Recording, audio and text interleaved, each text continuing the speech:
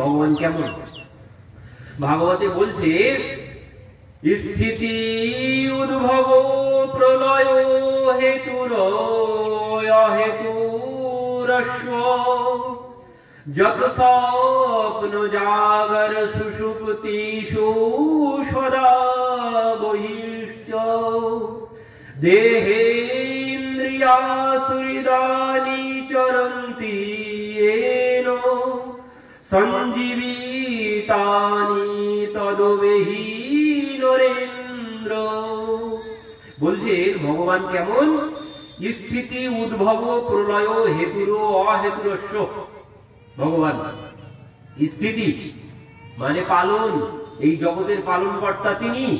উদ্ভবের কারণ, এই যে জগৎ দেখতে পাচ্ছি এই জগৎ সৃষ্টি তিনিই করেছেন, এই জগৎ পালন তিনিই করছেন, এই জগৎ সংহার তিনিই করবেন। অথচ বলছেন তিনি আবার কোনো কিছুর মধ্যে নেই। তিনি হেতুর অহেতুরস্য মানে তিনি সব কিছুর হেতু, আবার তিনি কোনো কিছুর হেতু নন। আমি কোনো কিছু করলে তার কর্মফল আমাকে ভোগ করতে হবে, কিন্তু তিনি যাই করুন না কেন তার কোনো কিছুর কর্মফল ভোগ করতে হবে না। তিনি কোনো কিছুর মধ্যে না। কেমন কেমন দেখুন, খুব মন দিয়ে শুনুন। বলছেন একজন শেঠজি ছিলেন। এখন শেঠজি শেষ বয়সে একটা উইল করেছে, মরে তো যাব, তো শেঠজির 3 ছেলে, যে আমার যা সম্পত্তি আছে সব 3 ছেলেকে ভাগ করে দিয়ে যাবো। তো উইল করে শেঠজি কিছুদিন পর মারা গেছে। তো এবার কিছুদিন পর শেঠজি যখন মারা গেছে, গ্রামের পঞ্চায়েত ডাকা হয়েছে, 3 ছেলে ডেকেছে, বাবার উইল অনুযায়ী এবার সম্পত্তি ভাগ হবে। তো পঞ্চায়েত প্রধান এসেছে, এসে বলছে দাও তোমার উইল, বাবার উইল বার করো। উইল বার করা হয়েছে। এবার কি হয়েছে, উইল পড়ার পর পঞ্চায়েত প্রধানের মাথা ঘুরে গেছে। কি বলছে সেই উইলে, বলছেন আমার যে সম্পত্তি আছে সেই সম্পত্তির অর্ধেকটা পাবে আমার বড় ছেলে, বড় ছেলে পাবে আমার সম্পত্তির অর্ধেক, আমার মেজ ছেলে পাবে বাকি যে অর্ধেক থাকবে সেই অর্ধেকের 5ম অংশ, আর ছোট ছেলে পাবে সেই অর্ধেকের 4র্থ অংশ। তাহলে সম্পত্তির অর্ধেক বড়, 5ম অংশ মেজ, 4র্থ অংশ ছোট। এবার শুনুন যে তার সম্পদ কি আছে। তার সম্পদ হচ্ছে 19টি ঘোড়া আছে। এবার কি লিখেছে, বড় ছেলেকে অর্ধেকটা দিতে হবে। পঞ্চায়েত প্রধান সারাদিন বসে বসে সন্ধ্যা হয়ে গেছে, বলছে বুড়ো তো মরেছে, আমাদেরকে মেরে গেছে, কারণ 19টা ঘোড়া অর্ধেকটা করবো কি করে। সারাদিন বসে বসে কেউ কোনো সিদ্ধান্ত করতেই পারল না। এবার সন্ধ্যাবেলা যখন বেলা গড়িয়ে যেতে বসেছে, তখন সেইখান থেকে একজন ঘোড়ার পিঠে করে চলেছে। এবার ওইখানে ওই 19টা ঘোড়া বাঁধা আছে, লোকজন ভর্তি। সে দেখে দাঁড়িয়েছে, বলছে কি ব্যাপার, এখানে এত ঘোড়া এত লোকজন কেন? তখন জানতে পারলেন যে অমুক ব্যক্তি মারা গেছে। জানতে পেরেই ইনি বলছে হায় হায় হায়, উনি তো আমার বন্ধু ছিল, উনি মারা গেছে। বলছে হ্যাঁ উনি মারা গেছে। তো বলছে আপনারা এখানে কি করছেন? বলছেন উনি মারা যাওয়ার একটা আগে উইল করে গেছেন। কি উইল করেছে? বলছেন ওনার যে সম্পদ সেই সম্পদ 3 ছেলেকে ভাগ করে গেছেন। কিভাবে?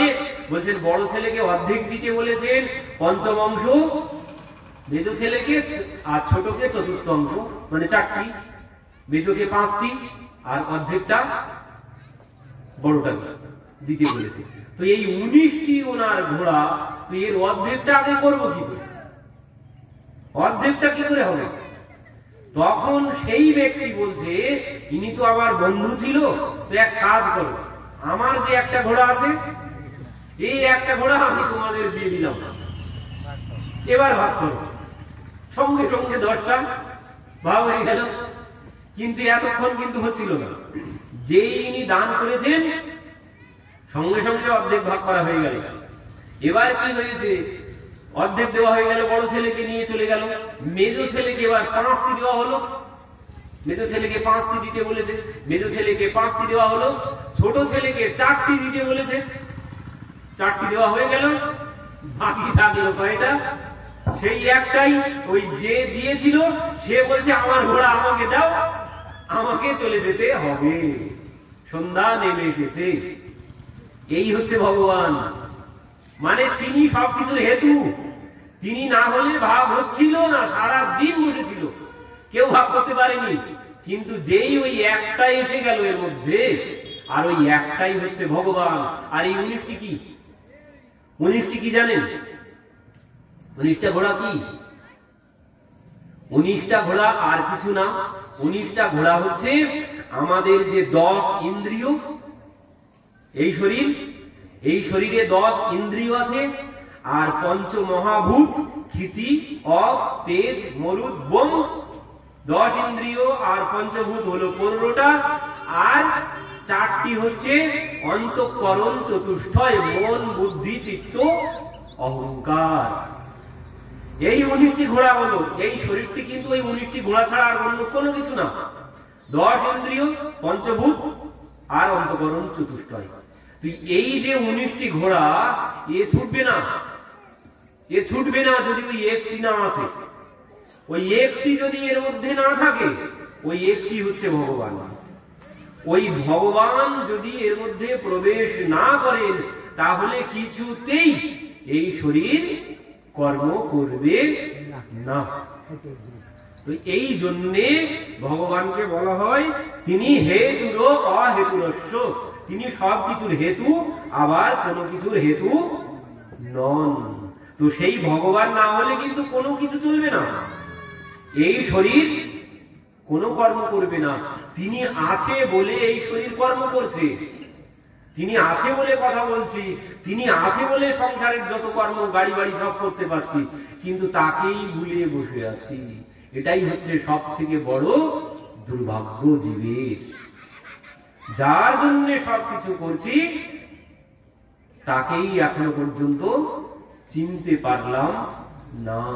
এটাই জীবের অধঃপতনের একমাত্র কারণ।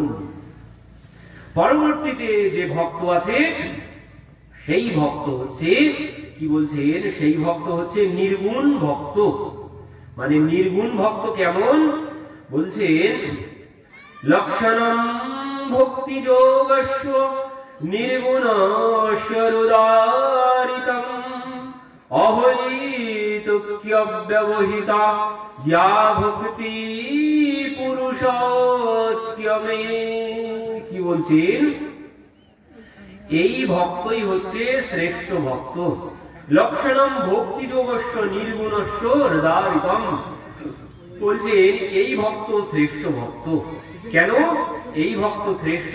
বলছেন তিনি এমন, তিনি ভগবানের কাছে কোনো কিছু চান না, তার কোনো কিছু চাওয়া নেই ভগবানের কাছে। তিনি ভগবানের কথা বা এই ভাগবত কথা শ্রবণ করেছেন, শ্রবণ করেই ভগবানকে ভালোবেসে ফেলেছেন। তার জন্য কোনো, সে ভগবানের সেবা করে, কিন্তু কোনো তার মধ্যে কোনো কারণ নেই, হেতু রহিত কোনো কারণ নেই। আমরা ভগবানের কাছে আসি কেন? চাইতে আসি, কিন্তু তার কোনো কিছু চাওয়া নেই। তিনি কথা শ্রবণ করেছেন, শ্রবণ করেই ভগবানকে ভালোবেসে ফেলেছেন, ভালোবেসে এখন ভগবানের নাম করেন, ভগবানের সেবা পূজা করেন, কিন্তু কোনো কিছু তিনি ভগবানের কাছে চান না। এমনকি বলছেন তিনি দিলেও কোনো কিছু গ্রহণ করেন না। এই ভক্ত এমন। বলছেন শালুক্য শাস্তি সামিপ্য সারুক্য একাত্য মাপ্যুত দিয়েমানম নোগ্রনন্তি বিনামত সেবনম জনা। বলছেন তাকে কিছু দিলেও তিনি গ্রহণ করেন না। আর ভগবান কোথায় থাকে? বলছেন ভগবান বলছেন আমি সেখানে থাকি, যায় না চাহিয়ে কবহু কছু তুমসন সহজ সনেহু বসৌ নিরন্তর কাসু উর সো রাউর নিজ গেহু। ভগবান কোথায় থাকেন? বলছেন যার ভগবানের কাছে কোনো কিছু চাওয়া নেই যায় না চাহিয়ে কবহু কছু, যে ভগবানের কাছে কোনো কিছু চায় না, যায় না চাহিয়ে কবহু কছু তুম সব সহজ সনে, মানে স্বাভাবিক ভাবে সে ভগবানকে ভালোবাসে, কোনো কারণ নেই তার মধ্যে, কোনো হেতু নেই। যেমন জল নিচের দিকে গড়িয়ে যেতে থাকে, যেমন নদী সমুদ্রের দিকে যেতে থাকে স্বাভাবিকভাবে, ঠিক স্বাভাবিকভাবে যিনি ভগবানকে ভালোবাসেন তিনি হচ্ছেন নির্গুণ ভক্ত। তিনি ভগবানের কাছে কোনোদিন কোনো কিছু চান না, তার কোনো কিছু চাওয়া নেই, সে শুধুমাত্র ভগবানকে ভালোই বেসে যায় আর ভগবানের নাম করে যায়, আর এই ভক্তই হচ্ছে জগতের শ্রেষ্ঠ ভক্ত। বলছেন কি অহৈতুক্য ব্যবহৃত ইয়া ভক্তি পুরুষোত্তমে, এই হচ্ছে উত্তম ভক্তি, যার কোনো কিছু চাওয়া নেই আমার কাছে। আর যার চাওয়া নেই, যে ভক্তের কোনো চাওয়া নেই, ভগবান আবার তাকেই বেশি করে দিতে থাকেন। এই কলিযুগে কত ভক্ত হয়েছে, এই কলিযুগে যত ভক্ত হয়েছে অন্য কোন যুগে এত ভক্ত হয়নি। আর যারা যারা ভক্ত হয়েছে সবাই এমন নির্গুণ ভক্ত। কলিযুগে যত ভক্ত হয়েছে সবাই এমন নির্গুণ ভক্ত, কেউ ভগবানকে কোনো কিছু চাওয়ার জন্য ভগবানকে কেউ কোনোদিন ভগবানকে ভালোবাসেননি। এই কলিযুগে যত ভক্ত হয়েছে, যেমন কবিরদাসজি, যেমন নামদেবজি, যেমন মীরাবাই, যেমন সুরদাসজি, যেমন তুলসীদাসজি, এনারা ভগবানের ভজনা করেছেন কিন্তু ভগবানের কাছে কোনোদিন কোনো কিছু চাননি। এত গরিব ছিল রায়দাসজি। মীরাবাইয়ের নাম শুনেছেন তো? মীরাবাইয়ের গুরুদেবের নাম হচ্ছে রায়দাসজি। জাতিতে তিনি চর্মকার, জুতো সেলাই করতেন। এত গরিব, খাওয়া জোটে না। তো সেই রায়দাসজি কি করেছেন, একদিন ওই ওনার একটাই মাত্র পাত্র, আগের দিনের কাঠের পাত্র ছিল না, কাঠতি বা কেঠে বলে যাকে, তো ওই কাঠতির মধ্যেই উনি কি করেন, ভগবানকে স্নান করান। ওই কাঠতির মধ্যে জুতো, চামড়া, জুতোর যে চামড়া, ওই কাঠতির মধ্যে ভিজিয়ে রাখেন নরম করার জন্য। আবার ওই কাঠতির ভিতরেই ভোজন করেন। এত গরিব। তো একদিন ভগবান কি করেছেন, ওনার যে ভগবান থাকেন যেখানে, ওই নারায়ণ ভগবান যেখানে আছে, নারায়ণ শিলা, তো সেখানে ভগবান কি করেছে, একদিন 5টি স্বর্ণমুদ্রা রেখে এসেছে। এবার ইনি সকালবেলা ঠাকুরের কাছে গেছে, গিয়ে দেখছে ওই ভগবানের পাশে 5টি স্বর্ণমুদ্রা পড়ে আছে। তো ইনি কি করেছেন, সেই 5টি স্বর্ণমুদ্রা ওই সাঁড়াশি দিয়ে বা ওই জুতোর যে সুতো টুতো যে যা দিয়ে ধরে টানে, ওই সাঁড়াশি দিয়ে ওই সোনার মুদ্রা 4টি তুলেছেন, ধরেছেন চেপে। ধরে কি করেছেন, পাশেই ছিল গঙ্গা, কাশি ধামে থাকতেন ইনি, তো পাশেই ছিল গঙ্গা, সেই গঙ্গায় গিয়ে ফেলে দিয়েছে। ফেলে দিয়ে সে পরের দিন কি হয়েছে, ঠিক ওই একই ভাবে সকালবেলা যখন ভগবানের কাছে গেছেন, গিয়ে দেখছেন ওই একই ভাবে 5টি স্বর্ণমুদ্রা পড়ে আছে। আবার ঠিক ওই একই ভাবে নিয়ে গঙ্গায় ফেলে দিয়ে এসেছে। তৃতীয় দিন বলছে ঠাকুর, আজ যদি এমন হয়, তোমার মতো ভগবান আমার দরকার নেই। যে ভগবান এই সংসারের লোভ লালসা থেকে দূর করবে, সেই ভগবান যদি সংসারের এই লোভ লালসার মধ্যে বাঁধতে চায় আমাকে, তো এমন ভগবান আমার দরকার নেই, তোমাকে শুধু ফেলে দিয়ে আসবে। 2 দিন তো স্বর্ণমুদ্রাগুলো ফেলে এসেছি, আগামী দিন যদি এমন থাকে তো তোমাকেও ফেলে দিয়ে আসবে, মনে রেখো। এবার বলে কি করেছেন, পরের দিন গিয়েছেন তৃতীয় দিন ঠাকুরের কাছে গিয়ে দেখছেন ঠিক ভাবেই 5টি স্বর্ণমুদ্রা সেখানে পড়ে আছে। তো এবার কি করেছেন, ওই একটা যে কাপড়ের উপরে বসানো ছিল ভগবানকে, ওই কাপড় সহ চিমটা দিয়ে চেপে ধরে স্বর্ণমুদ্রা সহ গঙ্গায় নিয়ে ফেলে দিয়েছেন। আর যেই ফেলে দিয়েছেন, চতুর্ভুজ নারায়ণ ভগবান কি জয়, তো ভগবান চতুর্ভুজ মূর্তিতে সেখানে আবির্ভূত হয়ে গেছেন।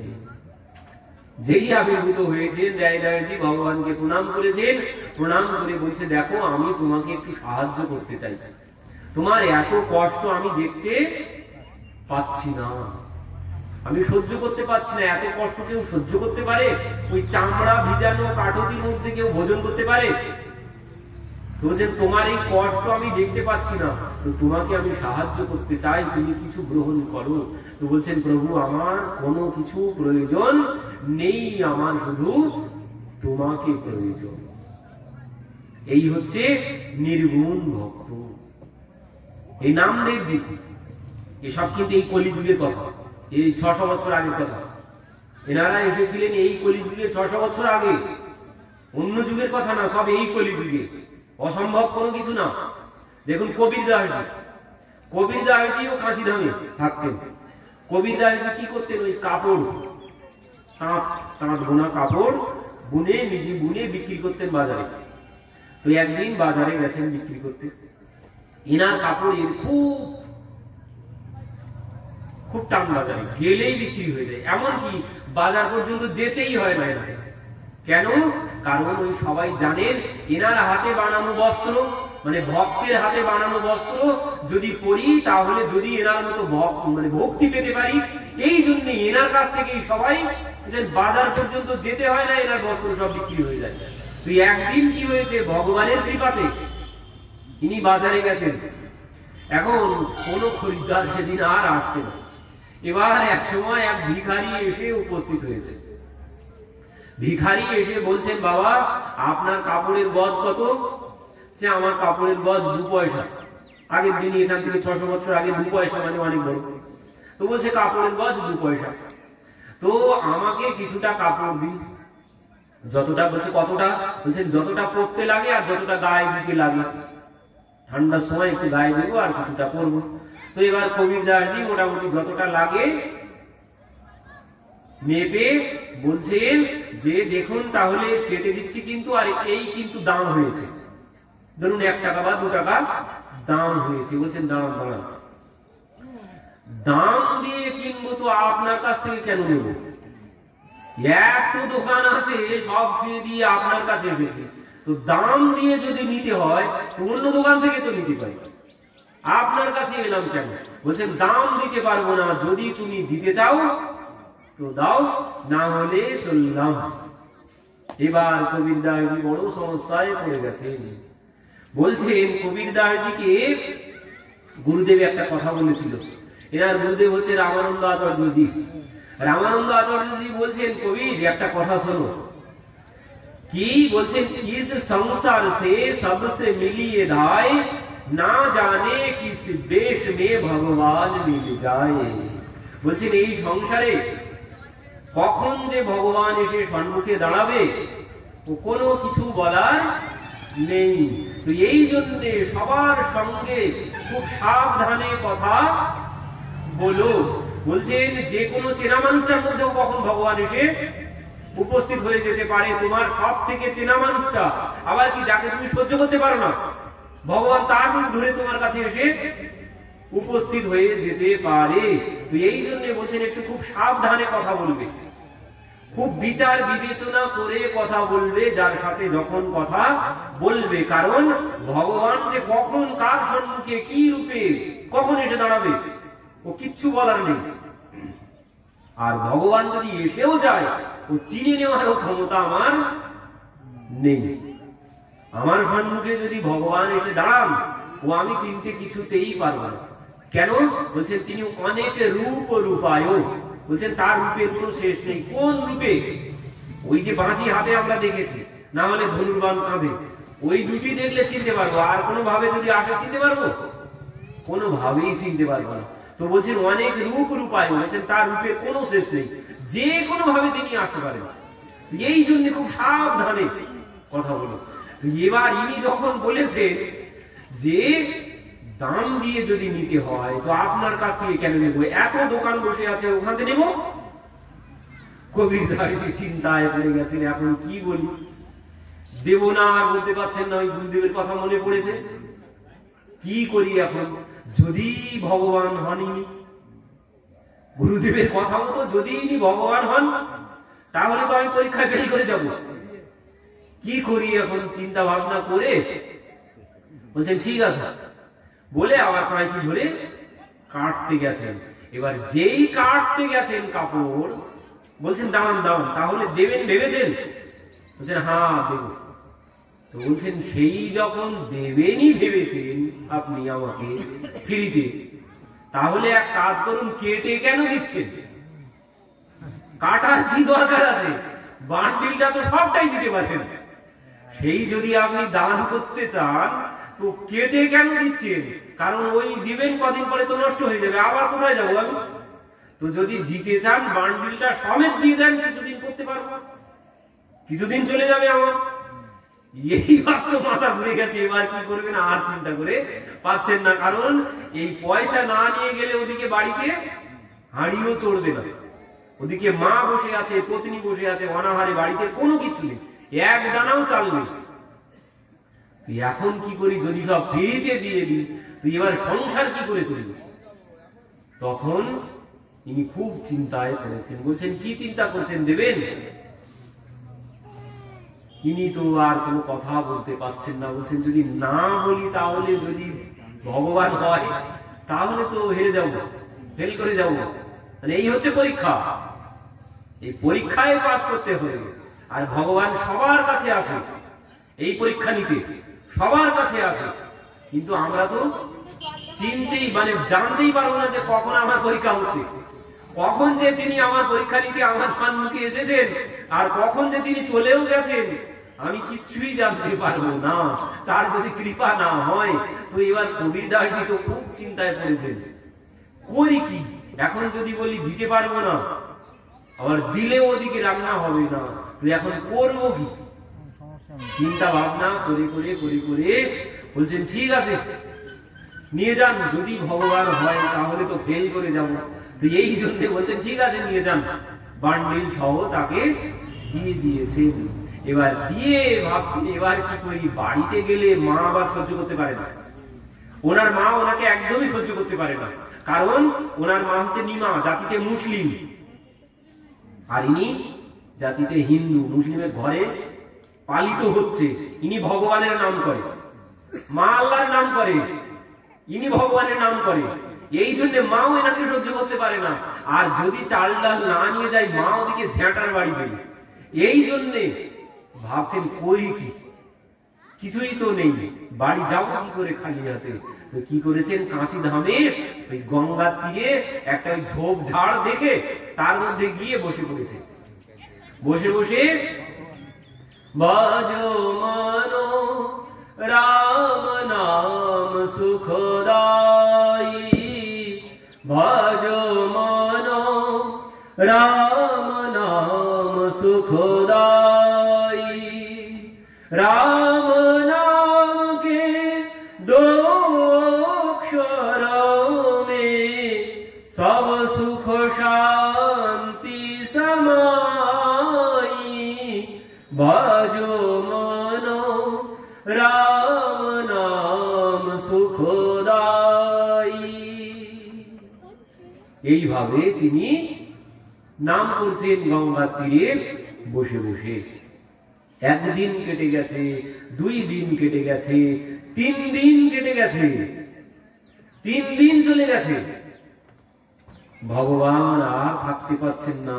ওদিকে দ্বারিকাতে দ্বারিকাধীশ ছটফট করতে শুরু করেছেন। রুক্মিণী দেবী বলছেন প্রভু কি হয়েছে? ভগবান ও চক করুণ পুকার শুনি চক উঠে রণছোড়। कौन भक्त पर धीर कौन विरोधीर धराने। पुनि पुनि पूछत रुक्मिणी पड़ो कौन तेजो। রুক্মিণী দেবী জিজ্ঞাসা করছেন বারবার, কে কোন ভক্ত বিপদে পড়েছে প্রভু, তুমি এইভাবে ছটফট করছো কেন? কোন ভক্তের সম্মুখে বিপদ এসেছে? তখন ভগবান বলছেন যে আমার কবিরের উপরে বিপদ এসেছে। কেন, কি হয়েছে? বলছেন 3 দিন আমার কবির, তার মা, তার পত্নী সবাই অনাহারে বসে আছে। রুক্মিণী দেবী বলছেন প্রভু তোমার ভক্ত অনাহারে বসে আছে আর তুমি এখানে কি জন্য বসে আছো? যাও তুমি ভক্তকে সাহায্য করো। বলতেই ভগবান বেরিয়ে পড়েছেন। ভগবান কি করেছেন, 500 গাড়ি, 500 ওই আগের দিনে যে ওই ষাঁড়ে টানা গাড়ি, 500 গাড়ি লাইন দিয়ে নিয়ে ভগবান এসে কাশী ধামে উপস্থিত হয়েছেন। প্রত্যেকটা গাড়িতে ওই চাল ডাল আলু ময়দা ঘিয়ের টিন টিন বস্তা বস্তা ভর্তি 500 গাড়ি নিয়ে ভগবান এসে কাশী ধামে উপস্থিত হয়েছেন। এবার জিজ্ঞাসা করছেন, বলছেন এখানে কবির সাহেবের বাড়ি কোনটি? ভগবান বলছে কবির সাহেবের বাড়ি কোনটি? পথে লোকজনদের কাছে জিজ্ঞাসা করছে। তো সবাই বলছে এখানে কবির সাহেব বলে তো কেউ নেই। বলছে না, আছে, এখানে আছে। বলছে কবির সাহেব বলে তো কেউ নেই, কবির জোলহা বলে একজন আছে। বলছে হ্যাঁ, ওনার বাড়িতেই যাবো আমি। ওনার বাড়ি কোথায়? বলছেন ওনার বাড়ি ওই সম্মুখে। তো ভগবান কবির দাসজির বাড়ির সম্মুখে এসেছেন কিভাবে? आया केशव बंजारा, आया केशव बंजारा, रूप कवि रूप व्यापारी का धारा, आया केशव बंजारा, रूप व्यापारी का धारा, आया केशव बंजारा। সবাই জিজ্ঞাসা করছে আপনার নাম কি, আপনি কোথা থেকে আসছেন? তো বলছে আমার নাম কেশব বাঞ্জারা। তো এবার কবির দাসজির বাড়িতে গেছেন। কবির দাসজির বাড়ির সম্মুখে গিয়ে মাকে ডেকেছেন। মা বলে যেই ডাক দিয়েছেন, নিমা বাইরে এসেছেন। নিমা বাইরে এসে বলছে কি হয়েছে বাবা, কে তুমি? বলছেন মা আমার নাম কেশব বাঞ্জারা। তো কোথা থেকে? বলছেন মা আপনার ছেলে আমাকে পাঠিয়েছে। আমার ছেলে আপনাকে পাঠিয়েছে কি জন্যে? বলছেন আপনার ছেলে ওই বড় বাজারে গেছে সুতো কিনে আনতে। আপনার ছেলের কাপড় অনেক দামে বিক্রি হয়েছে আজ, তো আপনাদের ঘরে কোনো কিছু নেই, তার জন্য এই সমস্ত মালপত্র জিনিসপত্র সব কিনে আমাকে বললো যাও তুমি আমার বাড়িতে দিয়ে এসো। তিনি গেছে বড় বাজারে সুতো কিনতে, ওই তাঁত বোনার জন্য সুতো লাগে, ওই সুতো কিনতে গেছে তিনি বাজারে, তিনি একটু পরেই চলে আসবে। বলছে আপনার ছেলে এই সমস্ত মালপত্র সব পাঠিয়েছে, কোথায় রাখবো বলুন মা। এবার নিমা বলছে কই দেখি কি জিনিসপত্র? বলছে ওইখানে রেখে যাও। ভগবান বলছে ওইখানে মা জায়গা হবে না। তখন মা বলছেন কি জিনিসপত্র পাঠিয়েছে? বলছে মা তুমি একবার বাইরে এসে দেখো তোমার ছেলে কি পাঠিয়েছে। তখন নিমা বাইরে এসেছে, এসে দেখছে যে 500 গাড়ি লাইন দিয়ে দাঁড়িয়ে আছে ঘরের সম্মুখে। বলছেন এই সব আপনার ছেলে পাঠিয়ে দিয়েছে। তো নিমা বলছে এ কোনোদিন হয় না। ভগবান বলছেন না আপনার ছেলে পাঠিয়েছে। তো নিমা বলছেন नीमा गरजे बारंबारा ये सामान नहीं हमारा, नीमा गरजे बारंबारा ये सामान नहीं हमारा। বলছেন এই সমস্ত জিনিসপত্র আমাদের না, আপনার ভুল হয়েছে। আপনি ভালো করে দেখুন, আপনি যেখানে যেতে চাইছেন সেটাই এটা না ঠিকানা আপনার, আপনার ভুল হয়েছে। আমার ছেলে এক বান্ডিল কাপড় নিয়ে গেছে, আর সেই কাপড়ের অর্থ দিয়ে কোনোদিন এত জিনিসপত্র হয় না। বলছেন না মা আজ হয়েছে, আজ বড় একজন শেঠের কাছে আপনার ছেলে কাপড় বিক্রি করেছে, আর সেই টাকার সমস্ত মালপত্র এই সব। নিমা বলছে না এই কোনোদিন হতেই পারে না, আপনার ভুল হচ্ছে। ভগবান বলছে না মা আপনার ছেলেই পাঠিয়েছে, আপনি বলুন কোথায় রাখবো, আমার কোনো ভুল হচ্ছে না। তো নিমা জিজ্ঞাসা করছে আপনার নাম কি? তো বলছে আমার নাম ওই কেশব বাঞ্জারা। এবার নিমা বাধ্য হয়ে কি করেছেন? বলছেন ঠিক আছে তাহলে এখানে রাখো।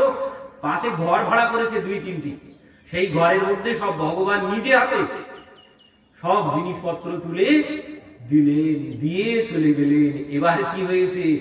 6টি বস্তা স্বর্ণ মুদ্রা, সোনার মোহর ছিল তাতে। এবার ওই গ্রামের লোকজন এবার ভর্তি হয়ে গেছে, মানে 3 দিন অনাহারে বসে আছে, কেউ আসেনি দেখতে, কেউ দেখতে আসেনি। এবার যখন এই সমস্ত জিনিসপত্র এসেছে, আশপাশের লোকজন সব ওনার বাড়িতে ভর্তি হয়ে গেছে। তখন সেই নিমা কি করেছে? সবাইকে 5টি করে স্বর্ণ মুদ্রা দিয়েছে, দিয়ে বলছে তোমরা আমার ছেলেকে খুঁজে নিয়ে এসো, তো নিয়ে এলে আরো 5টা করে দেবো তোমাদের। তো এবার সবাই খুঁজতে বেরিয়েছে, বেরিয়ে ওই কাশী ধামে গঙ্গার তীরে গিয়ে দেখছেন যে কবির দাসজি বসে আছে, বসে বসে ওই রাম রাম রাম রাম করেই চলেছেন। বলছেন আপনি এখানে বসে আছেন, শিগগিরই চলুন বাড়িতে, কি হয়েছে দেখবেন। বলছেন কি হয়েছে? বলছে একবার বাড়িতে তো চলুন দেখবেন। তো কবির দাসজি বাড়িতে এসেছেন। বাড়িতে এসে দেখছেন ঘরে কোথাও পা দেওয়ার জায়গা নেই। ও চাল আটা ময়দা তেলের টিন ঘিয়ের টিন সব ভর্তি সমস্ত ঘরে। মা এসব কি? মা বলছে কেন তুই তো পাঠিয়েছিস? আমি পাঠিয়েছি মানে মা তোমার কি মাথাটা খারাপ হয়েছে? আমি এক বান্ডিল কাপড় নিয়ে গেছি, তাও তো সে দিয়েছি দান করে, এই সমস্ত কি করে? আর এত কিছু জিনিসপত্র হয় নাকি? তোমার কি মাথা খারাপ হয়েছে? বলছেন আমিও তাকে বলেছিলাম আপনার ভুল হচ্ছে, কিন্তু সে তো শুনলো না, জোর করেই দিয়ে গেল, বলল তুই পাঠিয়েছিস বাবা। মা এবার কবির দাসজি বলছেন মা সে তোমাকে নাম কি বলেছিল, তুমি তার নাম শুনেছিলে? বলছেন বাবা সে বলেছিল কেশব বঞ্জারা। কবির দাসজি বলছেন মা ও কেশব বঞ্জারা আর কেউ না মা, সেই অর্জুনের সখা কেশব বঞ্জারাই এসেছিল মা। তুমি চিনতে পারলে না মা, তুমি কত ভাগ্যবান, তুমি তাকে দর্শন করেছো। আমি তো কত বড় হতভাগা, আমি তাকে দর্শনের সৌভাগ্য পেলাম না। তো তুমি মা তুমি তাকে দর্শন করে তাকে চিনতে পারলে না। এবার কবির দাসজি কি করেছে, সমস্ত কাশী ধামে যত ভক্ত বৃন্দ যত ছিল সবাইকে ডেকেছে। ডেকে কি করেছেন, সেই যা যা ভগবান দিয়ে গিয়েছিল সবটাই তিনি সব দান করে দিয়েছেন। একটা কিচ্ছু কানা করি কিছুই ঘরে রাখলেন না। নিমা বলছেন মা বলছেন বাবা তোর কি মাথা খারাপ হয়েছে? আমাদের তো আর সারা জীবনেও কোনোদিন আর চিন্তা করতে হবে না পেটের জন্য। তোর কি মাথা খারাপ হয়েছে? এইভাবে তুই সব দান করে দিচ্ছিস? বলছেন না মা, ও যে একবার দিয়ে গেছে আর সে পুনরায় দিয়ে যাবে মা, তুমি তার উপরে ভরসা রাখো মা, তুমি তার নাম করো।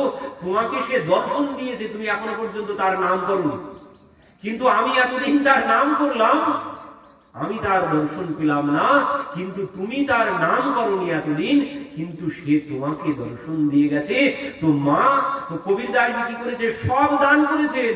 এমনকি ওই যে তাঁত কাপড় বুনতেন, কাপড় বোনা যে তাঁত কলটা সেটাও পর্যন্ত সব দান করে দিয়েছেন। কি বলছেন, তানা পুণ্যা তেজা কবির और राम नाम लिख लिया शरीर, जब लगे धरो नली का बेर, तब लगे टूटे राम सने हो, ठाड़ी रहे कबीर की माय, ये लड़का क्यों जिए खुदाए, कहे कबीर सुनरी माँ, देवन हरा त्रिभुवन राय। কি বলছেন, তানা বুন্না তেজা কবির, মানে ওই কাপড় বুনা ত্যাগ করে দিয়েছেন কবির দাসজি। এবার কি করেছেন, রাম নাম লিখ লিয়া শরীর, বলছেন সমস্ত শরীরে রাম নাম লিখে নিয়েছেন। আর কি বলছেন, জব লাগে ধরো নলিকা বের, বলছেন ওই কাপড় যদি পুনরায় বুনি তাহলে ভগবানের প্রতি আমার অভরসা চলে আসবে, ভগবানকে অবজ্ঞা করা হবে যদি নিজের পেটের চিন্তা নিজে করি, তাহলে ভগবানকে অবজ্ঞা করা হবে। সেই জন্য তিনি সব দান করে দিলেন।